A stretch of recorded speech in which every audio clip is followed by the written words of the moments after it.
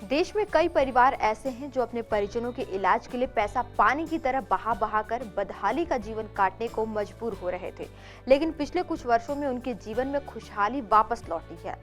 जी हां, अब उनका महंगे से महंगा इलाज भी चंद रुपयों में हो जाता है। इसके अलावा देश में अब दवाएं भी सस्ते दाम में उपलब्ध कराई जा रही हैं। यही कारण है कि देश में स्वास्थ्य पर लोगों की जेब से होने वाले खर्च में 16% की कमी आई है। दरअसल आम आदमी से लेकर एक गरीब परिवार के स्वास्थ्य पर होने वाले खर्च को कम करने की दिशा में केंद्र सरकार लगातार काम कर रही है। फिर चाहे आयुष्मान भारत योजना हो या जन औषधि केंद्र से सस्ती दवाएं मुहैया कराना। इसी कड़ी में केंद्र सरकार ने एक और अहम फैसला लेते हुए बड़ी राहत दी है। केंद्रीय स्वास्थ्य मंत्रालय ने आवश्यक यानी एसेंशियल दवाओं की राष्ट्रीय सूची 2022 जारी कर दी है। सूची में 384 दवाओं के अलावा 34 नई दवाओं को शामिल किया गया है, जिसमें 4 एंटी कैंसर की दवा भी शामिल है। केंद्रीय स्वास्थ्य और परिवार कल्याण मंत्री डॉक्टर मनसुख मंडाविया ने national list of essential medicine 2022 जारी कर दी है।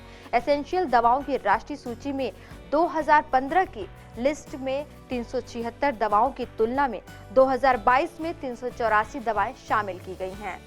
2022 की सूची में कार्डियोवैस्कुलर दवाएं, एनेस्थीसिया और न्यूरोलॉजिकल डिसऑर्डर में उपयोग की जाने वाली दवाएं, एंटी इन्फेक्टिव ड्रग यानी संक्रामक विरोधी दवाएं, कान, नाक, गले और गैस्ट्रोइंटेस्टाइनल दवाएं, हार्मोन, अन्य अंतःस्रावी दवाएं और गर्भ निरोधक दवाएं शामिल हैं। अब जान लेते हैं इस लिस्ट के जारी होने से क्या फायदा है। तो NLEM में उन दवाओं को शामिल किया जाता है जिसका उपयोग ज्यादा लोग करते हैं। इन दवाओं का अधिकतम दाम पर सरकार का कंट्रोल होता है। दवा कंपनियां एक साल में इस लिस्ट में शामिल दवाओं का दाम खुद से नहीं बढ़ा सकती हैं।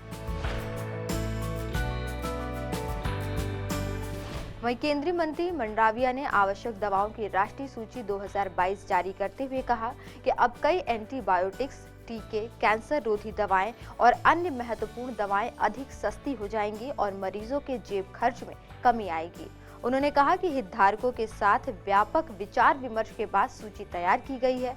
उन्होंने कहा कि राष्ट्रीय फार्मा मूल्य निर्धारण प्राधिकरण अब इन दवाओं की कीमत निर्धारित और विनियमित करेगा ताकि लोगों के लिए सस्ती दवाएं उपलब्ध हों।